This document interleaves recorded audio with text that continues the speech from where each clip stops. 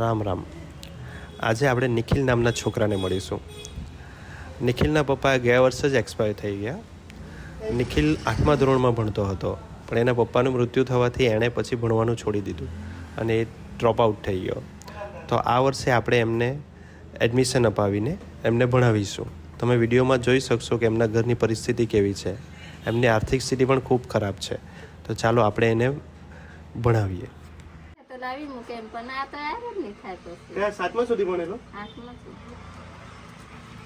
તો ભણવાનો ભાઈ? 8મા સુધી, હા. ભાઈ નહીં ભણવાનો કે ભણવાનો? નહીં ભણવાનો? ચાલ તને અમે હોસ્ટેલમાં લઈ જાઉં, હો ને? ત્યાં રહેવાનું, ખાવાનું, ભણવાનું, રમવાનું બધું ત્યાં જ, હે ને? કપડાથી લઈને બધું જ આપે, હે ને? ભણે ને તું? એટલે તે બધાને કશે એના કરતા ભણી જાય તો સારું. ભણી જાય તો હારું, પણ તો જાય નહીં પણ આપણે હોસ્ટેલમાં મૂકો તો તારે એને ભણે ને. કરી હેર ને હોસ્ટેલમાં તો રહેશે ને.